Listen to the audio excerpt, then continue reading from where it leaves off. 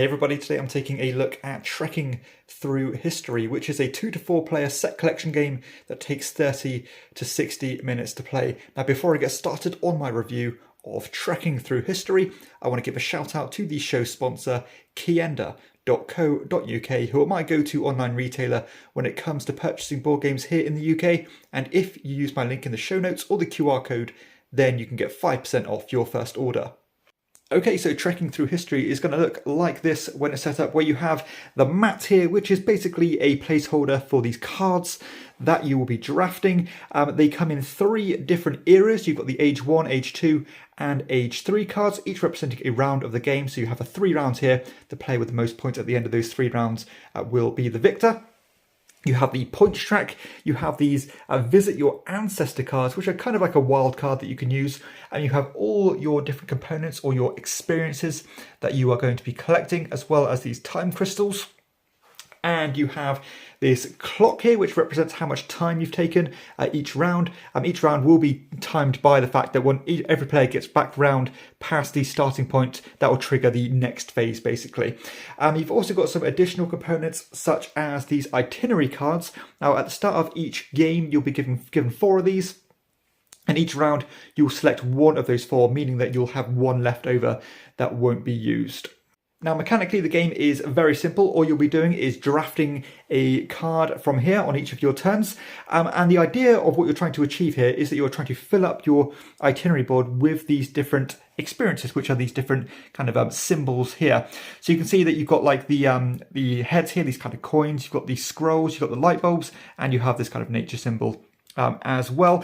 And as you push or collect more and more of these symbols going from top to bottom, you'll get points, and you'll also get points by doing complete rows. Like you can see here, that if I do this top row with these 3 symbols, I'll get a bonus 2 points. Or if I push all the way down to here, I'll get a massive 11 points. So there's a ton of these that come in the game for tons of kind of variability. Now that's one way you can get points. And you can also get points by creating what they call treks. Now these treks are scored accordingly, and they are basically the runs of cards that you collect based on the time. So you want to be going from early as possible to as late as possible, creating these runs. And if you do a run without breaking that pattern, as in the chronological order, you can get up to, well, you can get 30 points if you get 10 cards, and for each additional card you'll get an extra 3 points. But it is quite difficult to do this many, because sometimes you're going to have to just have no choice but to take a card that breaks that pattern. And there's a very useful little key here that shows all the different cards in each of the decks to give you an idea about how many cards have yet to come out and beyond your point. So when you draft these cards, you are considering a bunch of different things. We've already mentioned the date here, so ideally you want to be going from low to high. Of course, you are trying to collect the symbols as well, not only the ones on the cards, but you'll also change symbols or have these bonus symbols at the bottom of the board here. And each time a card is drafted, like for example, if I took this one, these would slide along, meaning that the bonuses at the bottom will change. And something I should say is that you can always draft the card from the top of the deck, but that one comes with no bonus. But let's just say, without much thought, I did draft this card.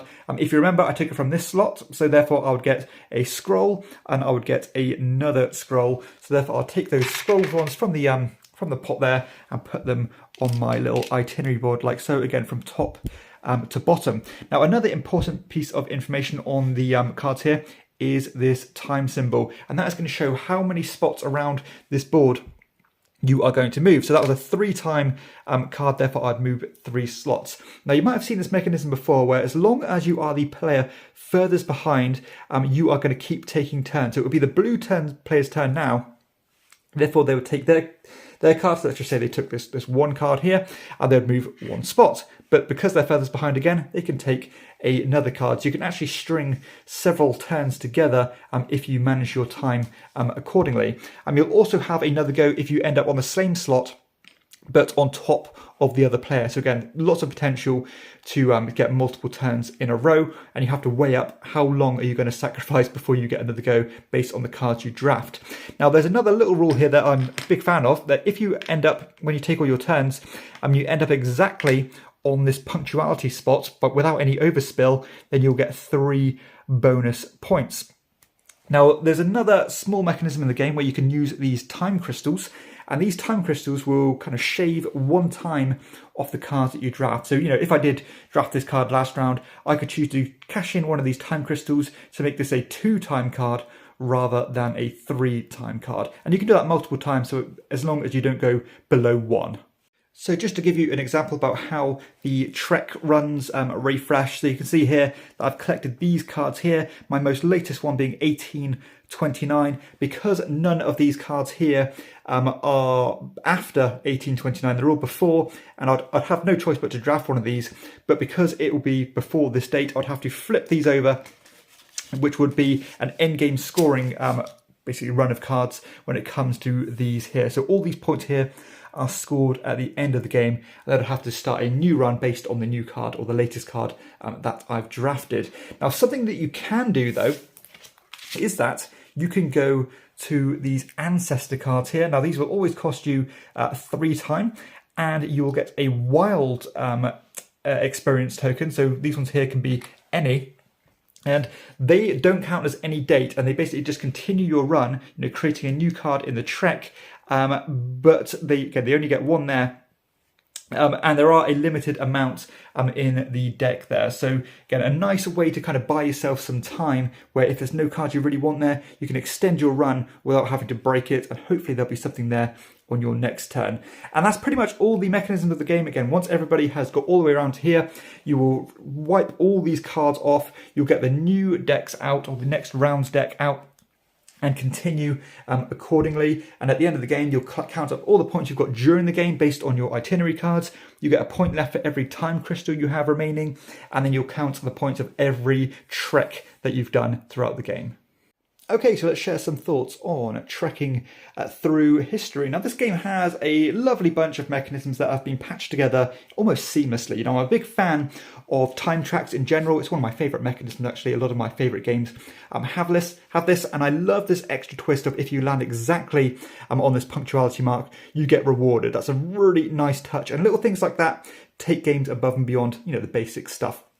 And something you'll quickly notice with this game is that time can quickly bleed away, because it only takes a few cards and you're halfway around the board there. So you do have to manage your time quite accordingly. How much is the time going to take based on how good is this card for me? And drafting these cards has multifacets and multiple layers, because yes, you want to be completing your itinerary boards here because there's a lot of points to be had. But doing that by keep breaking your chains or breaking your treks can come with a punishment, because if you are not careful, you are giving up a lot of points here. Because if you really start pushing towards these upper end here, there's a lot of points on the table, which can definitely swing the game. But if you keep on breaking that trek again and again, you're getting 0 points or even -3 points. So you do have to, again, really weigh up those options. But because the marker here is so dynamic, sometimes a small punishment in one field will help you in the next one, because sometimes there'll be a great card here, and especially when it comes with this kind of area bonus at the bottom, there's just the perfect orientation of symbols that you need, but the date might not be right, or vice versa. So that's a really important thing and quite an interesting thing to weigh up, what is going to be the best card for you to take. And the market is always shifting, because of course you only draft a card and then it goes to your opponent.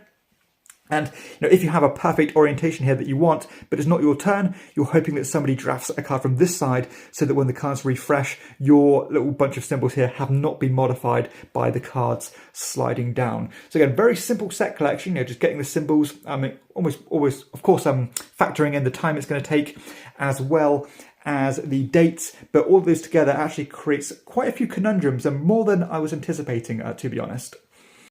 The timing aspect really is a strong factor in the game, because sometimes there might be a couple of cards that you want, and the order in which you take those cards is important, because if you take the lower time ones first, then you're still going to be the active player and you'll get to draft the next card as well. So that's really important. And I do like the way that as soon as a round ends, you almost seamlessly go into the next round, and you can again bleed one round into the next one. So you think, I'm going to draft this card here, and I know that in the next round, although this is quite high up on this track, it's actually quite low on this track. So therefore I'm going to kind of starting or refreshing from quite a far point down here. So you can start to kind of line up your rounds to how to kind of extend your treks as much as possible. So this is a very useful tool, and it does kind of let you weigh up the probabilities of how many options you're going to have in the future. These itinerary boards are so simple, but they are interesting because some of them give you kind of cheap rewards, I suppose, by giving you like instant points when you get towards the top of the tracks. But some of them give you those huge rewards by pushing as far down as you can, especially when you create these lines here. And they are very delicately balanced because usually you'll find that you'll have very few or a little amount of time left on the time track, and you need just like 2 or 3 symbols left, and you're just waiting for that perfect card to come out in order to do that. That might mean you have to weigh up your time crystals quite carefully, because these are extremely valuable, and to buy yourself that time in order to get that final symbol, to get that big point injection, is again another little puzzle to overcome. I find the game very engaging. The box does say 30 to 60 minutes, but every game I've played of this has been around 30 minutes. Before you know it, the round is over. So it has quite a lot of meat on the bones here for a quick game. I'm normally playing this for around half an hour, and the decisions are there. The turns are rapid, so you're not waiting too long for your turn to come back again. And it does scale well. You can play this at 2, 3, or 4 players, and it's going to work at any of those player counts. At the 4-player mark, it is going to be, of course, a bit less predictable, but sometimes that's fine because there might be a display of cards here that all are useless to you, meaning that you actually want the card display to be messed up so that you have more options in terms of extending your treks. Whereas the 2-player game is going to be a bit more deterministic, etc. So yeah, a really nice, a game that scales very nicely, very engaging, and the time investment is right up there for me. And the production for this game is, quite frankly, outstanding. This is so well polished. I can't even stress how nice this looks. The board is a kind of a neoprene matte, so it's got this like mouse matte effect, which is just above and beyond. The cards look wonderful. The symbology is fantastic, and you get this very nice kind of little component organizer here. These, they're just over, above and beyond. These didn't really need to be different, I suppose, because you could just draft the symbols, then put markers going from top to bottom. But the fact they have gone again above and beyond to make this as refined and as deluxe as possible, I suppose, is just a really nice touch. It's a very charming product. This clock here is a bit big, but it's nice and clear, and you can clearly see how much time you have left. Tons of good artwork on the cards, and it's just a very nice, put together, cohesive package here. And it's nice to see that all these cards come with a bit of blurb on the back, or a bit of, a little bit of fluff, where you can read about all these historical events in detail, should you want to. So I've got no criticisms at all. In fact, I've got full praise about how this game is put together. Yes, it is a simple family weight game, and it's going to come with a premium because it is so lavish. But I suppose if you want a timepiece of a game that's going to last you for years and years, this is going to be great for that. Okay, so let's share some final thoughts on trekking through history, and I have to say I am quite impressed with the way this game works. And after reading the rules, I thought it was going to be a nice game, but I thought it was going to have a limited shelf life because, we've seen all these mechanisms before, simple set collection, simple time track. But the way it comes together in such a fast game is quite astonishing. I was really impressed, and the more I'm playing it, the more I'm enjoying it, and it really does strike that perfect chord of being a family weight game. And I can definitely see me racking up the plays of this one because, again, even though it is quick and breezy and almost relaxing, I tend to like building runs of cards, and this game is all about that. It still feels like your decisions are meaningful, and timing is a huge exercise here. Just getting the right card at the right time, sometimes even buying yourself time by spending those crystals or buying the ancestor cards.